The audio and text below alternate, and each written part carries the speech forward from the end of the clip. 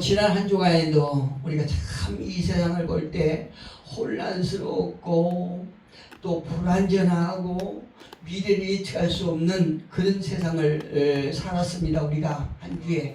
그런데도 우리가 정말로 이렇게 은혜 가운데 하나님 전전에 나와서 평안한 마음으로 예배할 수 있는 것은 우리가 세상 사람들과는 달리 무엇인가 우리 속에 원칙이 있다는 것이에요.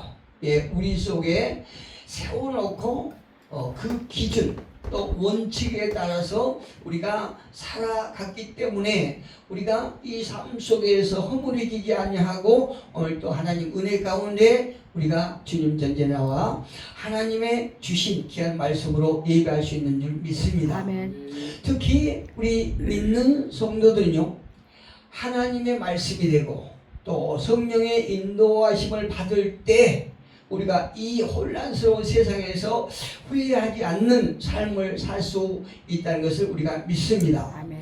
물론 우리가 이 혼란스럽고 또한 어떤 육신의 기준이 우선이 되고 또 이 기준 없는 방황하는 이 세상 속에서 우리가 허물어지지 않고 산다는 것이 쉽지는 않습니다. 왜 그럴까요?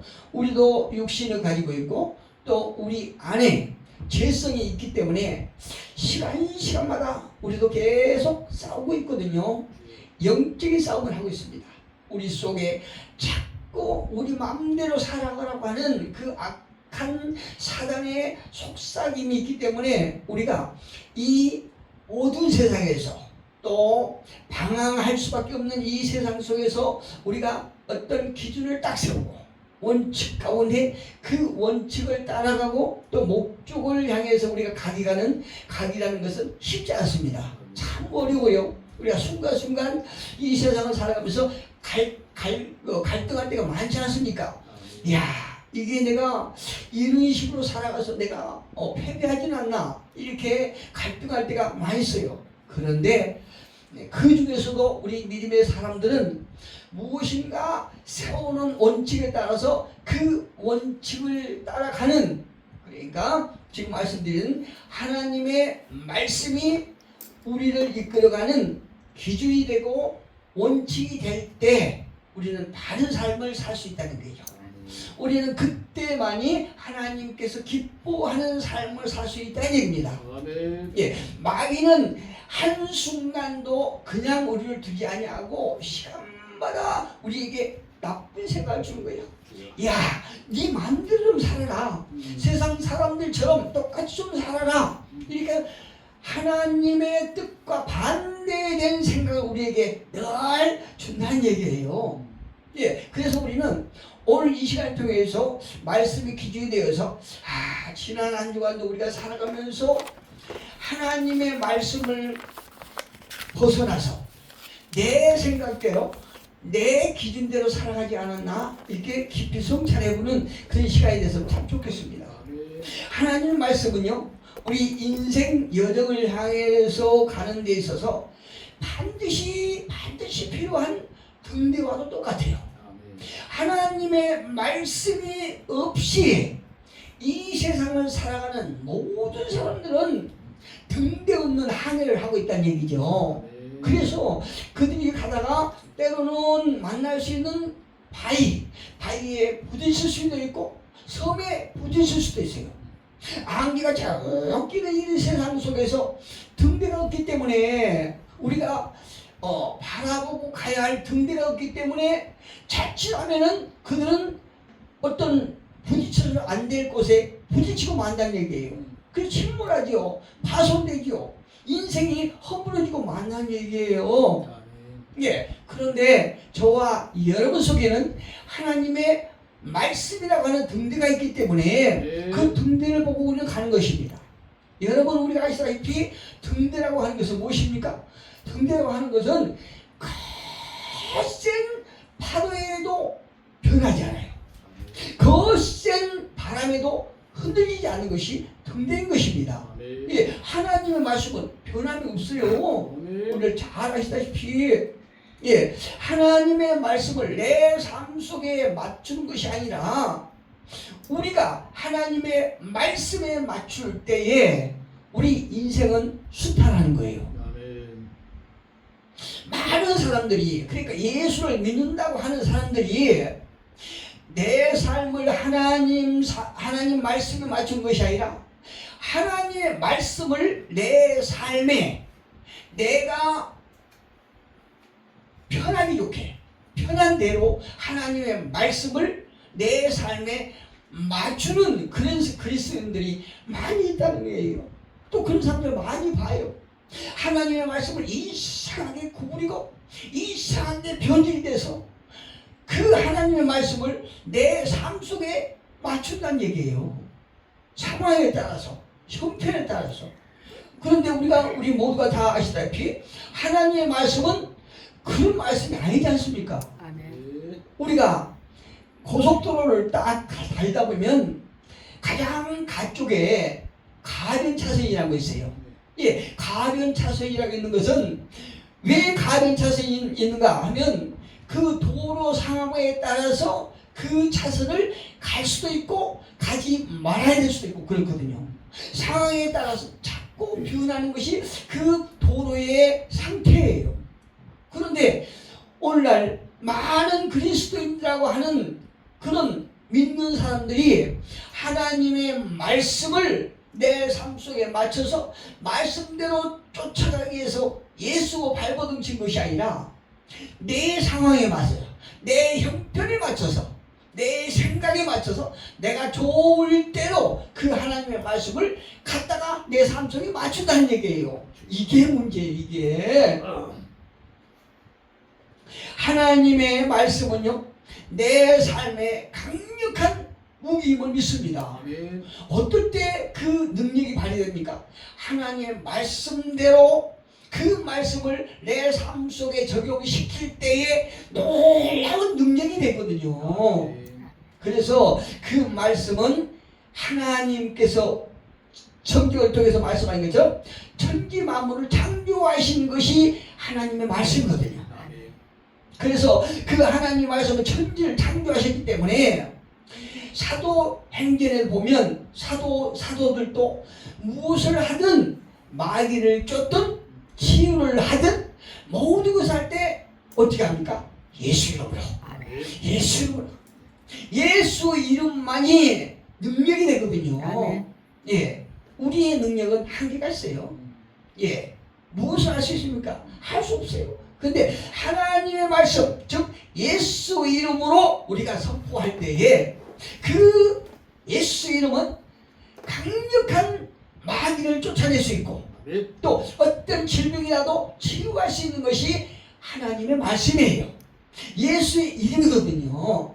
예수 이름 속에 하나님의 말씀이 있기 때문에 우리는 살아가면서 우리 삶 속에 힘들고 어려울 때에 예수의 이름으로 선포할 때에 우리의 인생이 변화된 줄 믿습니다. 아멘. 우리가 이 모든 상황을 이기게 하시고 변화시킬 수 있는 것이 하나님의 말씀이거든요. 여러분, 이스라엘 백성들이 광야를 성공적으로 지나서 하나님께서 약속하신 기름진 약속의 땅으로 약속의 땅 가나안을 무사히 입성하느냐 그렇지 않고 실패하느냐 하는 그 문제는 환경이나 상황이 있지 않는 것입니다. 오직 하나님께서 인도하신 불기둥과 구름기둥으로 인도하심을 받을 때에만이 그들은 승리할 수 있거든요. 그런데 광야 이스라엘 백성들이 광야를 지나갈 때 하나님의 그 불기둥과 구름기둥을 보지 못하고 불평과 불만과 원망 속에서 1세들은 다 실패했지 않습니까? 여호수아와 갈렙만 빼고는 다 실패했어요. 역시 우리가 이 어지럽고 혼란스럽고 혼탁하며 거친 이 세상을 우리가 살아갈 때 승리할 수 있는 것은 내 주위의 환경이 어떠느냐, 내 상황이 좋은가 좋지 않은가 이거에 따라서 우리 인생이 성공하고 실패하는 것이 아니고요. 하나님의 말씀이 내 삶 속에 얼마나 역사하시는가 이게 문제고요. 오늘 본문에 나오는 다윗은요 무엇을 원칙에 두고 있습니까? 오늘 제목을 원칙이 있는 삶이라고 하는 제목을 제가 정했습니다. 그런데 오늘 본문을 통해서 다윗은 무엇에 원칙을 두고 있습니까? 정확히 한번 보여주고 있습니다. 성경은 다윗이 어떤 것에 기준을 두고 또 원칙을 두고 있는가 하는 것을 성경은 분명히 보여주고 있거든요. 4절 같이 한번 읽어보겠습니다. 4절 오늘 본문 4절 시작. 다윗의 사람들이 이르되 보소서 여호와께서 당신에게 이르시기를 내가 원수를 내 손에 넘기리니 내 생각에 좋은 대로 그에게 행하라 하시더니 이것이 그 날이니라 하니 다윗이 일어나서 사울의 겉옷 자락을 가만히 빼니라 이렇게 말씀하고 있습니다. 저는요 이 본문을 보면서 다윗이 참 어리석다고 생각해요. 아니 다윗이 그렇게 고생하고 도피 생활을 끝낼 조례 찬스지 않습니까? 사울을 그 자리에서 그냥 목을 베면 이제 도피 생활도 끝나요. 그런데 사울을 죽이지 아니하고 옷만 겉옷만 살짝 뺐잖아요. 너무나 어리석다고 생각해요. 봅시다. 다윗이 사울의 목을 쳐도 합당한 이유가 무엇인가? 10절에 보니까 10절과 11절에 보니까 이렇게 말씀하고 있어요. 성경은 오늘 여호와께서 굴에서 왕을 내 손에 넘기신 것을 왕이 하셨을 거니이다. 어떤 사람이 나를 권하여 왕을 죽이라 하였으나 자기 부하들이에요. 예, 죽으라 했으나 내가 왕을 아껴 말하기를 나는 내 손을 들어 내 주를 해야지 아니하리니 그는 여호와의 기름 부음을 받은 자이기 때문이라 하였나이다. 11절에 보니까 내 아버지여 보소서 내 손에 있는 왕의 옷자락을 보소서 내가 왕을 죽이지 아니하고 겉옷자락만 베었은즉 내 손에 악이나 죄과가 없는 줄을 오늘 아실지니라. 왕은 내 생명을 찾아 헤아려 하시나 나는 왕에게 범죄한 일이 없나이다. 여러분 10절과 11절 보고 무슨 생각을 하십니까? 다윗이 부하들이 아무리 어떤 좋은 말을 하고 합당하게 여길 수 있는 이런 말을 할지라도 이 다윗 왕의 생각은 확연히 다르다고 볼 수 있어요. 예, 다윗의 부하들은 지금 이 좋은 찬스에 너무나 저의 좋은 기회에 최상의 기회에 너의 생각대로 하라. 사울을 죽이라는 거죠.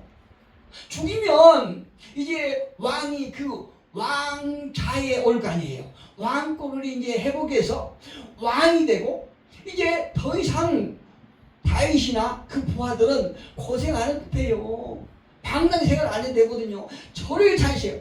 너의 생각에 좋은 대로 하라. 즉 쉬운 길, 고통의 일이 없는 목적을 이루기 위해서 최대한 빠른 길을 생각하고 그 길을 택하라. 이렇게 부하들이 말하고 있거든요. 부하들이 보기에는 다윗은 지금 상황 판단을 아주 잘못한 것 같아요. 저처럼 띠띠한 것 같아요. 상황 판단을 잘못해. 이렇게 좋은 상황을 그냥 놓치고 마는 거예요. 다윗이. 그렇다면 다윗은 어떨까? 12절에 여호와께서는 나와 왕 사이를 판단하사 여호와께서 나를 위하여 왕에게 보복하시려니와 내 손으로는 왕을 해하지 않겠나이다. 할렐루야. 아멘. 이야, 다윗이 대단한 걸 여기서 알 수 있어요. 사울에게 어떤 공격을 당할지라도 자기 손으로 피를 묻히지 않겠다는 얘기예요. 다윗은 모든 것을 하나님께서 판단해 주세요. 이렇게 하나님께 모든 판단을 맡기고 있는 거예요. 이야, 대단합니다. 다윗은 지금 상황을 어떻게 판단하고 있고 어떻게 보고 있고 그가 가지고 있는 기준은 무엇이고 원칙은 무엇인가를 잘 말씀해주고 있습니다. 이 대목에서요. 오늘 본문 3절 4절 한번 볼게요. 3절 4절 보니까 길가 양에 우리에 이른즉 굴이 있는지라 사울이 길을 보러 들어가니라. 다윗과 그의 사람들이 그 굴 깊은 곳에 있더니 다윗의 사람들이 이르되 보소서 여호와께서 당신에게 이르시기를 내가 원수를 내 손에 넘기리니 내 생각에 좋은 대로 그에게 행하라 하시더니 이것이 그날이니라 하니 다윗이 일어나서 사울의 겉옷자락을 가만히 베니라. 다윗 앞에 놓여있는 사울은요 완전 무장해제된 이제 다윗을 쫓아가다가 이 사울이 하필 그때 변이 많이 온 거. 그래서 그냥 깊은 굴 속에 들어갔는데 그 굴 속에 누가 있습니까? 다윗이 있는 거예요. 다윗이. 네, 다윗이랑 그 부하들이 그 굴 속에 있는 거예요. 그런데 왜 못 봤을까요? 여러분 우리 그 차 끌고 가다 보면 운전하다 보면 갑자기 지하철로 딱 들어가면 안 보이잖아요. 예, 그런 경우예요. 예, 이 밖에 있다가 갑자기 굴에 들어가니까 굴에 그 자기 앞에 다윗과 다윗 부하들이 있는데 못 본 거예요. 근데 미리 들어간 다윗과 다윗 부하들 다 본 거죠. 아, 저 사람이 변이 말려서 들어와서 옷을 내리고 변을 보는데 완전 무장해요. 아, 변 보면서 무장하고 있는 사람 봤습니까? 완전 무장해져야 됐죠. 그러니까 그는 누구라도 죽일 수 있는 저로 찬스거든요. 정말 좋은 기회예요. 다시는 오지 않을 이런 최상의 기회예요. 여러분 4절 볼게요. 4절 보니까 어떤 말씀 하느냐? 다윗의 사람들이 이르소서 여호와께서 당신에게 이르시기를 내가 원수를 내 손에 넘기니 부하들이 얘기하는 거예요. 하나님께서 말씀하셨다. 너의 원수 다윗 너의 원수 사울을 너 손에 지금 붙였다. 하나님께서 말씀하셨다는 거예요. 그래서 말씀대로 너는 행하라. 사울을 죽이라. 좋은 처지다. 이렇게 말을 하는 거예요. 부하들이. 그래서 제가 이 설교를 말씀을 준비하면서 그러면 이 말씀이 어디에 있는가? 하나님께서 이 사울을 다윗에게 붙였다는 말씀이 어디가 있는가? 쫓기사를 찾아봤어요. 그런데 없어. 다윗 부하들이 하나님의 말씀이라고 얘기했던 다윗에게 했던 그 하나님의 말씀이 없어요. 찾아보니까. 그러면 누구 생각입니까? 부하들 생각이지. 부하들 생각이. 부하들 입장에서는 이 어려움을 빨리 끝내고 싶었을 거죠. 다윗 따라서 이제 다윗이 왕 되면 자기네도 한 자리 차지하려고 계속 이제 다윗을 따라가는 그런 상황이거든요. 고생스러워. 힘들고 고달고. 그래서 이 고달픈 상황을 빨리 졸업하기 위해서는 사울을 빨리 죽여야 되는데 그 전의 찬스가 지금 왔지 않습니까? 그래서 그들이 그런 마음에 하나님께서 하시도 않는 말씀을 갖다가 들이댄 거예요.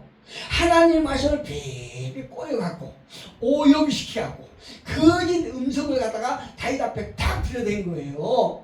그런데 참 다윗은 대단한 사람이에요. 거기 넘어가지 않냐고 다윗이라고 생각할 줄 모르겠습니까? 이 좋은 찬스를 놓치고 싶었겠습니까?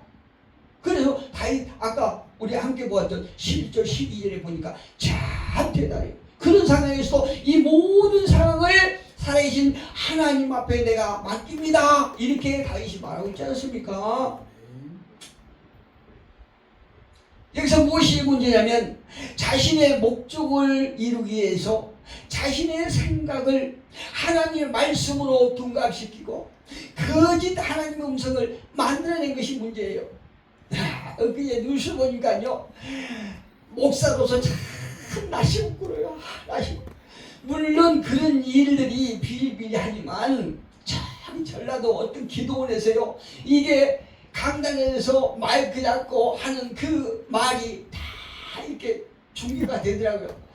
전라도 어떤 기도원에서 여자 그 기도원 원장님 날이 되신 분이 애를 하는데 예전에 어떤 사람이 크게 하나님 앞에 들려받아서 크게 쓰러진 받고 있다.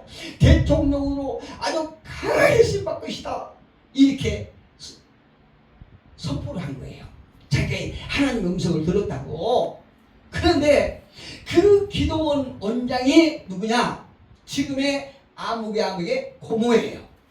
그래서 하나님의 음성을 꼬여서 들었다는 것이 판명이 난 것이 그 후로 그 고모를 통해서 유튜브 지금 그거라고 하죠. 그 유튜브를 계속 선물 공세를 하고 봉투를 주고 이렇게 하면서 포섭을 했어요. 그 유튜브를 통해서 계속 그 사람의 기도 원장의 조카를 띄우고 그 상대를 헐뜯고 저주를 하고 이렇게 했던 것이 다 드러났더라고. 야, 이러면서 목사로서 너무나 얼굴이 붉은 거예요. 아니, 하나님의 말씀을 저렇게 거짓되게 이렇게 변형시켜서 싹 구분해서 자기네들 어떤 권력을 얻기 위해서 저렇게 강단에서 신성한 하나님의 말씀을 증거하는 강단에서 저렇게 왜곡을 했을까 나 싶더라고요. 여러분, 비록 이 다윗 시대 때만 그런 것이 아니고 지금 오늘날의 시대도 이 다윗의 부하들 같은 이런 경우가 많이 있다는 얘기예요. 다윗은 어떤 사람입니까? 5절 8절에 5절 6절에 보니까 그리한 후에 옷자락을 가만히 벤 후에 다윗이 그리한 후에 사울의 옷자락 뱀으로 말미암아 다윗의 마음이 찔려.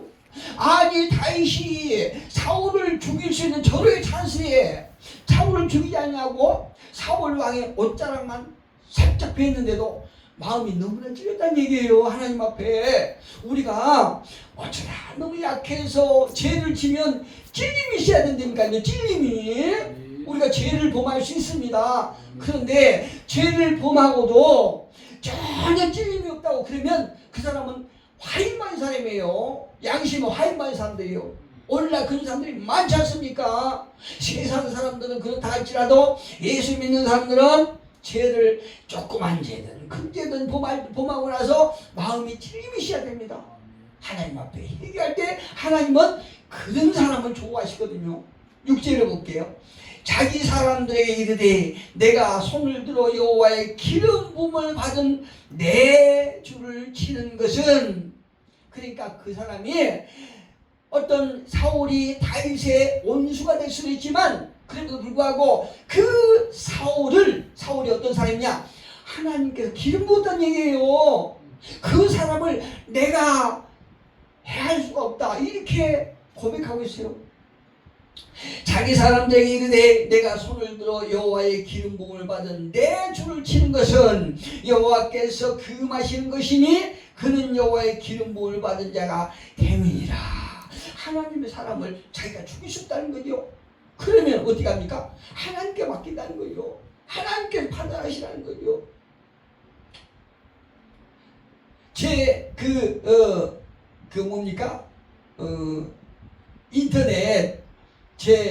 인터넷 주소를 보면 제 닉네임이 다윗이에요.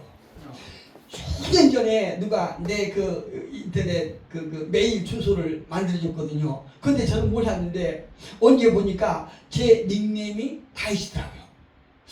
저도 고난 받는 거는 많은데, 제 삶 속에 고난 받는 건 많은데 다윗처럼 절대 될 수 없겠죠. 저는. 그럼에도 불구하고 저 나름대로 다윗처럼 양심을 잃어버리지 않고 살려고 나름대로 노력해요. 부족한 게 너무나 많지만 그럼에도 노력하면서 살고 있거든요. 여기서 다윗의 이야기를 보면서 비록 이러한 현상이 당시에만 있었던 것이 아니고 지금 현대를 살아가고 있는 많은 믿는 사람들에게도 이런 일이 있거든요.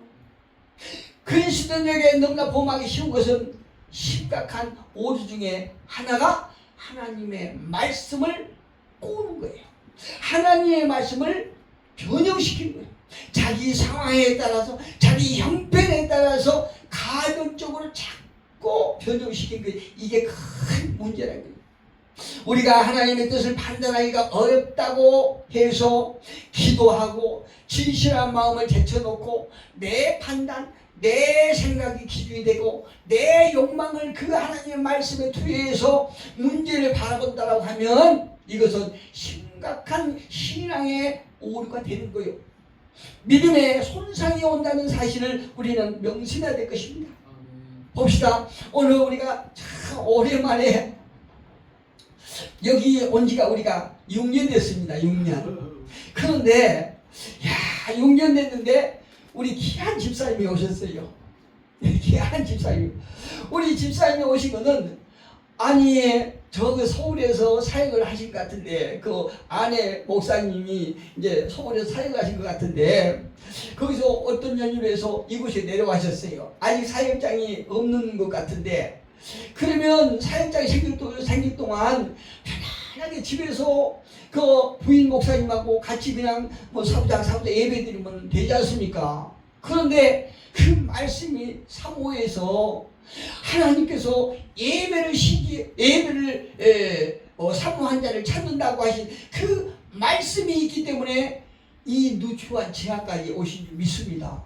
우리 집사님에게 큰 하나님의 인도하심과 또 회복의 역사가 있기를 예수 이름으로 축복합니다. 사람은요 누구나 일반적으로 자신에게 유리한 쪽으로 해석하고 행동하고 하려고 하는 그런 경향이 굉장히 강합니다. 물론 사람에 따라서 그 차이는 있겠지만 많은 사람들이 자기 유익하게 자기가 주관자가 되어서 많은 말씀을 많은 상황을 해석하게 돼 있거든요.